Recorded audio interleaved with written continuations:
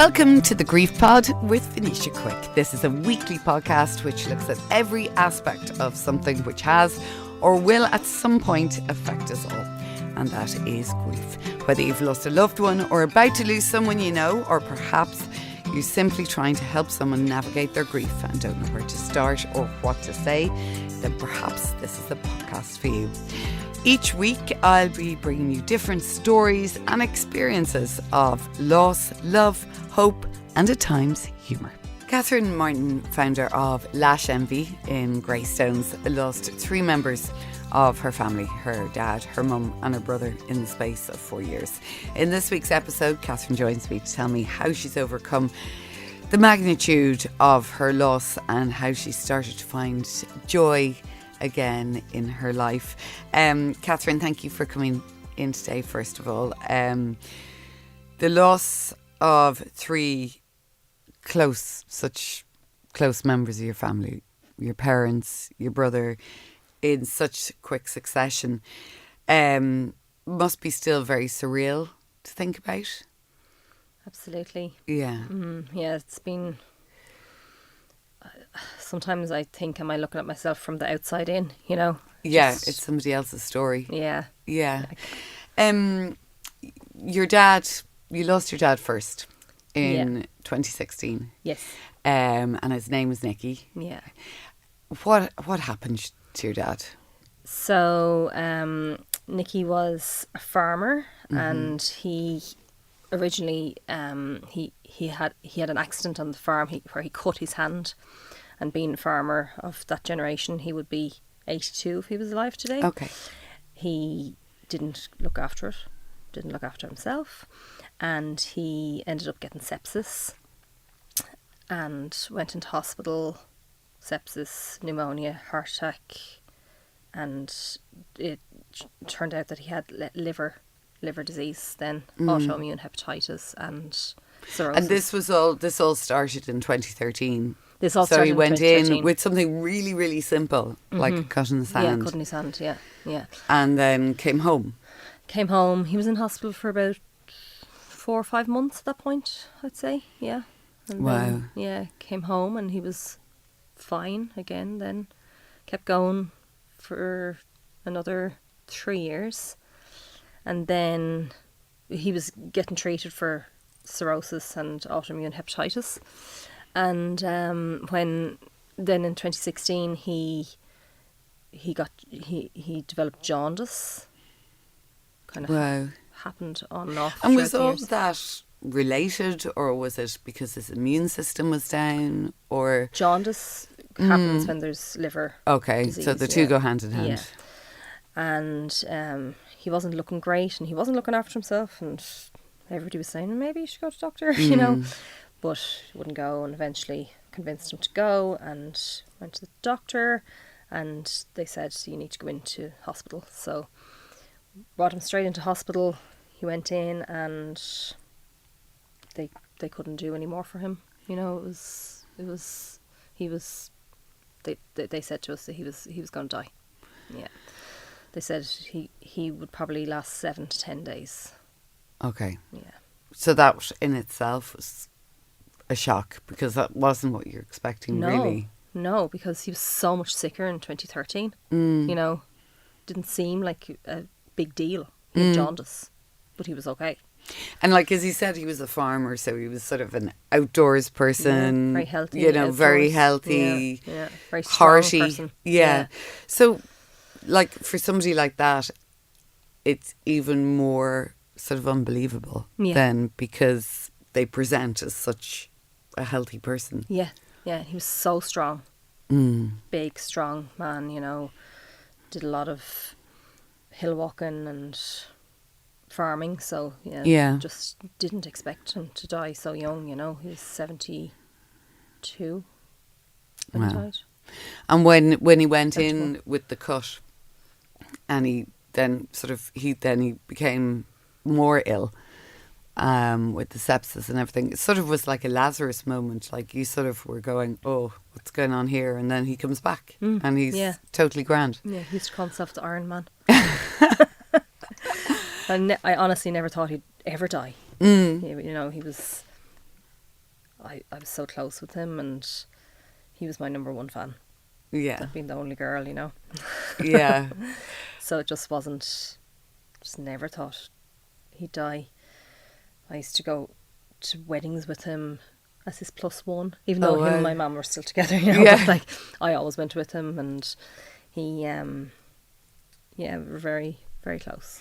Yeah, and I think that sort of makes it more difficult then when suddenly they become very ill and the outcome isn't going to be good and it's going to be a matter of days. It's sort of when you think they're always going to be there because of what they've gone through already, that's even more of a shock. Yeah. Yeah. Yeah, it was. It was such a shock. I remember the doctor saying to myself and my brother, he might live 7, maybe 10 days. Mm-hmm. I was like, what? He's like, there's no more we can do. No more you can do? What? Yeah. Yeah. Are you serious? He came home then, did he? So out of hospital. He came home 3 days before he died. Wow. Yeah. Yeah. Came home Wednesday night and died on Saturday. Yeah. And on your farm, surrounded by where he wanted to be. Yeah. Yeah. And we were talking before, like, I mean, ultimately he died from the causes of liver disease and the jaundice as a consequence of that. With liver disease, a lot of people, and you said it to me, you know, he didn't drink. No. And I remember thinking that it's awful the way that when some people die from certain things, we have to qualify, but it's like if somebody has lung cancer or skin cancer, they must be smokers or spend 10 hours in the sun. Yeah. And even if they are, we shouldn't have to say, like, qualify it. Like, people should not be open to judgment in that. Absolutely not. No. Yeah. No. Anytime I ever say, or somebody says to me, what happened to your dad? Liver disease. Straight away I think, they must think he was an alcoholic. Yeah, there's a face. You know? Yeah. Is that something that you'd like to see for people to think more about before they react like that? Yeah. Yeah. Yeah. It's hard to take that every time, you know. And also the other thing that really got to me when my dad died first, what age was he? Why does it matter? What does it matter? Yeah. It doesn't matter, he was my dad, you know. It's just... Yeah, I mean, that it's something we talk about a lot, is people's reaction to, people, like, it's your parent, or it doesn't matter who it is. It could be your grandparent, it could be your great aunt, and it doesn't matter if they're 102. No, you know, they're still that person. Yeah, people don't know what to say though. Yeah, they don't. They don't. They're just say what the first thing that comes into their head. And at least. Yeah. At least. Yeah, at least. Yeah, my 2 favourite words, or least favourite words, I should say. And he was also, obviously, being a farmer, he was a man of the community. So there was a huge, I would imagine, community then around you, supporting you. Huge. Yeah. How was that? It was lovely. Yeah. It was so lovely. The volume of people that came to the funeral, that came to the house, came to the funeral home. I remember the day of the funeral, I was at the top of the church with my family, and all the farmers coming up shaking your hand, you know. Yeah. And thinking, I turned to my brother and I said, that has to be it. That has to be it. And I turned and looked, and the church, big church in Rockville, the queue was down and out the door. It was huge. But that must have been it was lovely. Huge support to know he had meant so much. Yes. And he still meant much. Yeah. Yeah. People came from all over. Yeah. Yeah. Yeah. Shortly after your dad passed away, you met your partner. I did. Yes. So a little sign maybe from your dad, a little gift. Yeah, yeah. And that was all lovely. Absolutely. Met him, how many, 4 months later? Yeah. 3 months later, yeah. Met him, and we actually went to school together. Oh. Yeah. Okay, so it was sort of like, it's a nice met again later on. Yeah. Yeah. So. And so that was a nice sort of little bit of a sort of a happy side, you know. Yeah. But then your mum had an accident. Yes. Yeah. So You were away. I was away, yeah. So I had just met my partner, and then I had already planned to go to the States. Mm-hmm. And I was away, and I got a phone call from the hospital to say that you should come in, your mum's not going to make it. And I had no idea, because nobody rang me to tell me that she got into hospital. And she wasn't sick? No, she'd fallen getting out of the car and broke her pelvis. So again, a simple accident. Yeah. And nobody wanted to worry me, because I was 2 days into my holiday. Yeah. And I said, what? And they said, your mum has had a brain hemorrhage. Or no, sorry, your mum has had a brain hemorrhage. And we don't think she's going to make it. Mm. So I came home straight away, got a flight that day. The longest flight ever. Yeah. Yeah. And my brother picked me up from the airport, and we went straight to the hospital. And she'd had a brain hemorrhage, and what happened was she had been given the wrong medication In the hospital. Mm. Yeah, she'd been given the next patient's medication. So she went in with something that was A break. So fixable. Yes. Yeah. And then, as a result of the medication, she had a brain hemorrhage. Yeah. So that ruined the rest of her life. She was in hospital for 6 months, and then she was home for a year. Okay. And her name was Maura. Yeah. And what sort of person was she like? Because she was married to, because you always hear about farmers' wives are really the ones who keep the show on the road, because they're doing everything at home. Or did she work on the farm as well, or how did they? No, she was a homemaker, and she raised us mostly. She worked a little bit as we got older, but she was a real homely person. Kept the house going, dinner every day, and kept the house clean. So she was really hands-on in your day to day. Yeah, absolutely. Yeah. So so she came home, and then 12 months later, she passed away from aneurysm. Yeah. What was it like for her when she was at home? It was awful. She wasn't well. She wasn't able to move around much. She was very weak. She was very sick. My brother was minding her at the time. My other brother. So she didn't have a good. She didn't have much of a life. No. And having lost her husband as well 2 years before, when she had the fall, she was probably, or she would have been still grieving that loss. She probably hadn't even got any sort of, I suppose, real life back before she had the accident. No. It was a really tough time. My brother, who was minding her, actually struggled with addiction. So he was minding her. So it was a really worrying time for everybody and for her, and it was really. Like she'd no quality of life. No. When she passed away, she was at home. And I was away again. You were away again. Yeah. And you got the call. I got a call to say she died. Okay. Yeah. So again, you hop in a plane, you come home. Yeah. It's terrible. I was at a wedding in Germany. Okay. Yeah. It was awful. Yeah.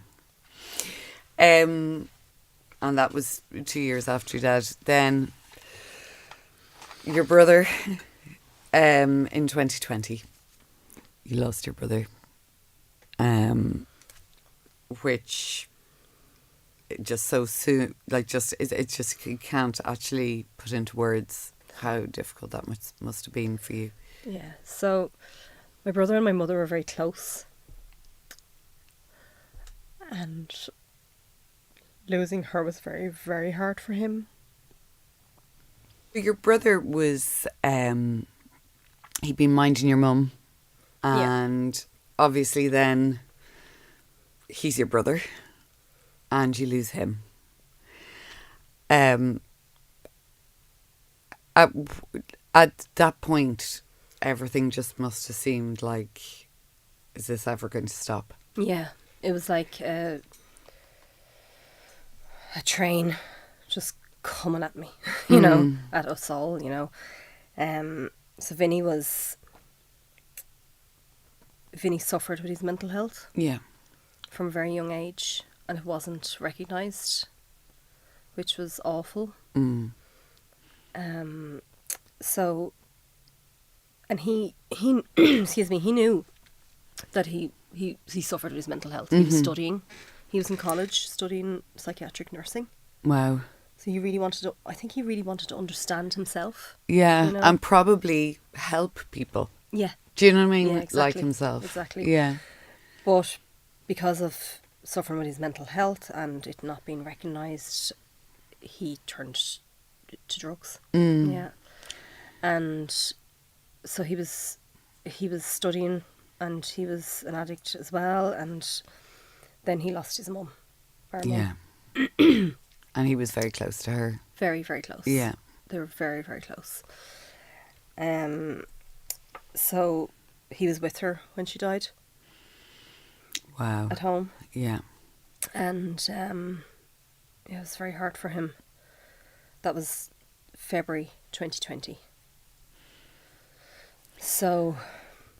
and for your brother as well, like if he had grown up with possibly something not being diagnosed earlier, and he's had that battle all his young life, you know, because of perhaps like, you know, misconceptions or, you know, that must have been so hard for him. Yeah, it was. You know? Yeah, really, really hard. And again, we're going back to judgment as well, and people... like we were talking about a bit earlier, being judgmental, and was there any of that after he died? Did you find it stigmatizing, or at that point did you even care? At that point, you know no, I mean? I didn't. Yeah.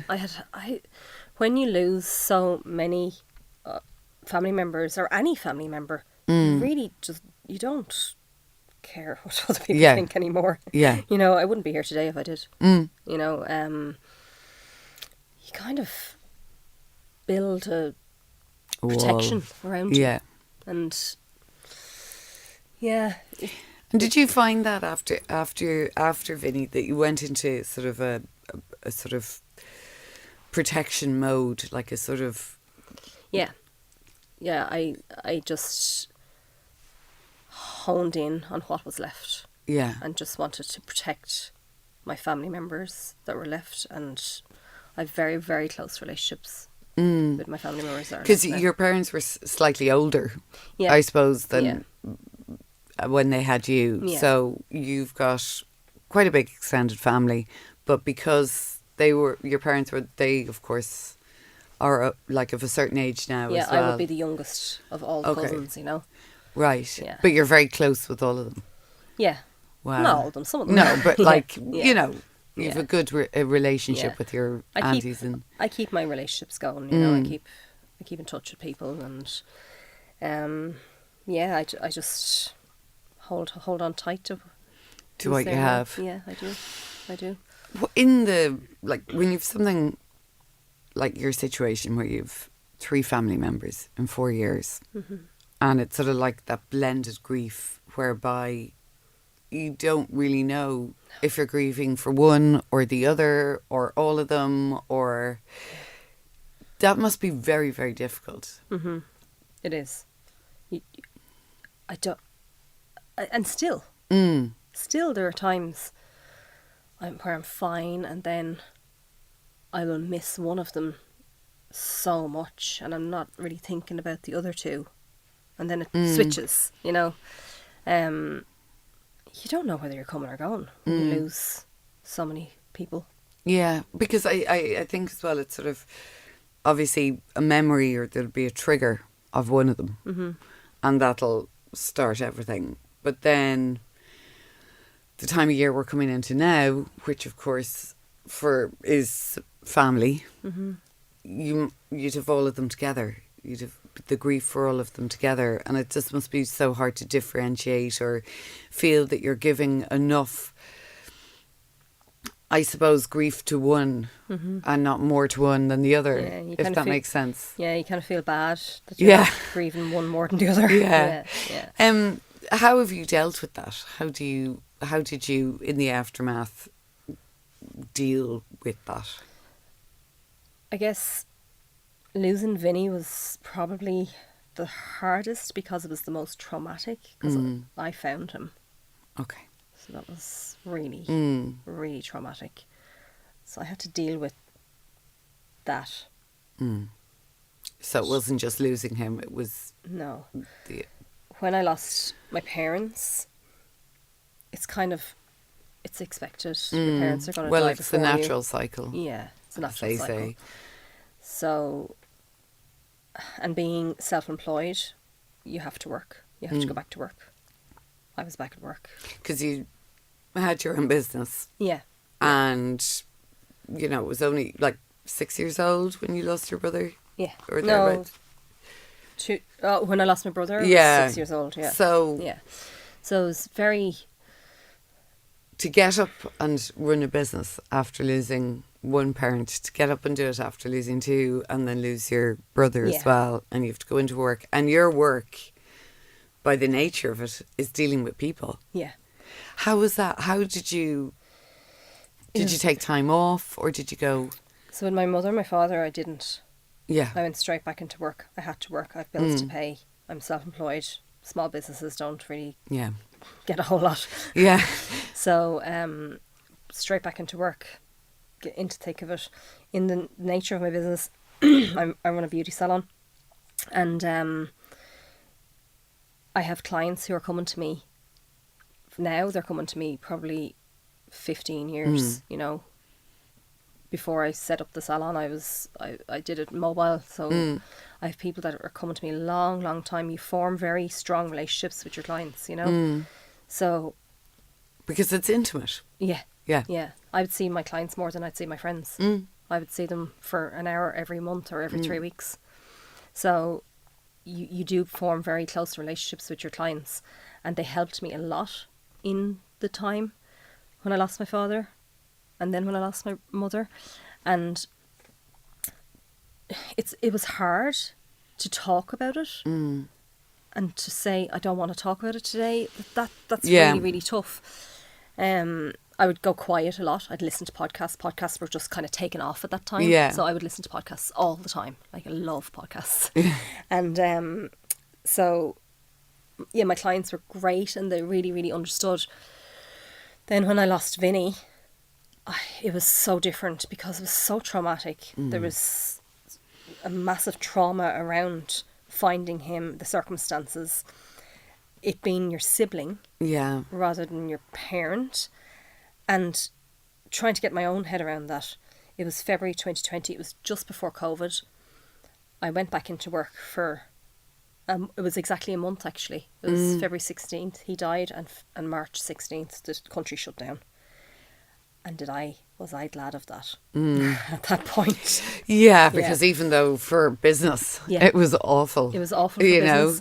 But just to have the breathing space. Yeah. Yeah. Because it's still, I suppose, for your clients as well, coming in and going, what do I say? They don't want to bring it up. Yeah. You know, do you bring it up? The elephant in the room.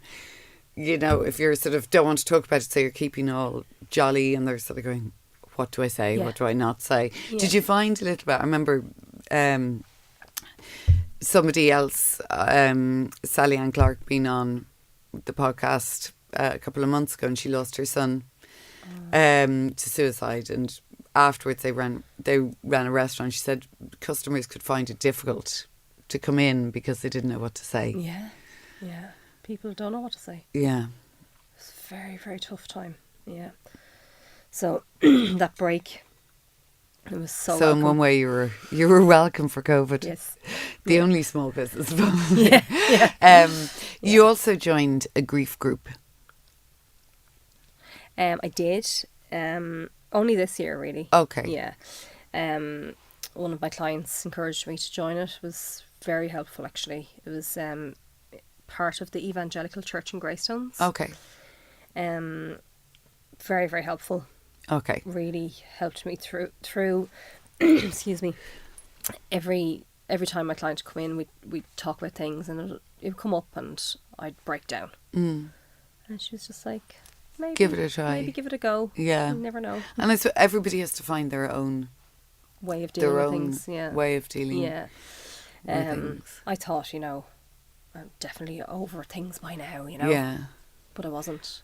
Has that been one of the hardest things for you, do you think, in your those 4 like since 2016 or sorry, since 2018, that the thinking, oh, I should be at this point by now, and not being at that point? Whether you lose somebody today and they're gone one day, or they're gone 1 year, or they're gone 5 years, it's different. It's like, as they say, waves. The waves hit you. And then they go and you again. don't know. And I wonder, is that one of the things that one of the biggest misconceptions after is you sort of think, because everyone loves telling you how time is a great healer and whatever, and it can be, but that it's still there. Like the grief can still be there. It doesn't matter if it's 2 years, 4 years, 6 years, 10 years. And I wonder if that's something maybe we should talk about more, that that's okay, that happens. Yeah, absolutely. Yeah. Definitely changes you. Grief definitely changes how you move through your life. How do you feel you've changed? As I said, like I value my relationships a lot more now than I probably did previously. I wouldn't be as sensitive to stupid things, little things that don't matter, Yeah. You sort of don't sort of sweat the small stuff, do you? Like you just keep going. And also like with your work, that must be, you run a business that basically helps people feel better about themselves. Yeah. So I have clients coming in every day, and they're coming in to feel good about themselves and look good, and you have to keep going, And we only have one life. Yes. So grab life and go with it, and really just make the most of it. Does that make you feel as well, like with your clients, and they come in and they might feel a bit like, and they might be going through their own grief or their own difficulty, and then they're now with you and they go out feeling like $1 million and in I hope so. better form? I hope so. Does that give you a sense of joy, of happiness? Absolutely. Yeah, absolutely. Yeah, it's like a therapy session. Yeah. For me and for them. Yeah. It is. I mean, I sort of think it's something that, is sort of another way of therapy without going to therapy. Yeah. If you know what I mean. Talk therapy. Yeah, talk therapy. And especially if you're speaking to somebody like yourself who's been through it all. Yeah. Now, like, you're running your business. Obviously, this is a difficult time of year.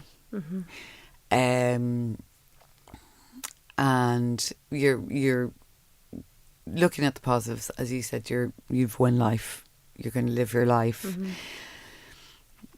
How would you if for somebody who's listening, who's been through the magnitude and the huge amount of loss that you've been through in such a small, short space of time, what would you say to them? Or how would you sort of perhaps advise that they could get through that I would say loss? It's one day at a time. Mm. And it's okay to not be okay. And it's also okay to be okay. Yeah. And I think that's important, because sometimes people sort of go, oh, I went out for dinner and had a great time. Yeah. And you feel guilty. And you feel guilty. Yeah. But you shouldn't feel guilty, because No. you're entitled to. You're entitled to. Yeah. This is your life too. And your loved ones wouldn't want you to be sad forever. Mm. You know, they'd want you to live your life and make the most of what you have. Like, life isn't very long, so I think absolutely just do the best you can to have fun in this time that we have, and remember them and talk about them and Mention their name. And have your sad times, but also allow yourself to be happy too, because you just don't know when it's going to happen. And you know. must have an amazing partner too. I do. Because he is literally, He's great. yeah, been there. Yeah, he's been my rock for sure. He's really been my rock. Him, my brother, my two nieces, my nephew, they're just my aunties. I don't know where I'd be without them. We have each other, you know. So yeah, I'm very, very lucky to have such a great relationship. We're great. Yeah. No, I I hear just people think saying- it's incredible, because it must be so. Sometimes people forget about the people on the outside. Yeah. The support. Yeah. The support system, and I Yeah. think it's really lovely that. He came in the thick of it. Well, yeah, exactly. Like straight after losing your dad, Yeah. and he's Yeah. been there ever He's since. just been there. I remember saying to him, "You can go. Yeah. You can go at any time." He's like, "No." Ah, Like he's going to go through too. Like everybody goes Yeah. through it. So it's about being there for each other and supporting each other and listening to each other and helping each other through the hard times and being there in the good times and bad times. You know, this is life. Everybody has a story. and that's true. Yeah, And I that's just the happened to truth. get my car crashes at the very, very Yeah, a very and- young age, you know. Yeah, and all together. Yeah, and all Yeah. all at the same time, you know. So, but yeah, no, it's important to hold on to your loved ones and tell them you love them. Katherine, thank you so much. Thank you. Thank you. Thank you for listening to this episode of The Grief Pod with Venetia Quick. You can listen on SoundCloud or wherever you get your podcasts. We also have an online community on Facebook, The Grief Pod, or on Instagram @GriefPod Series.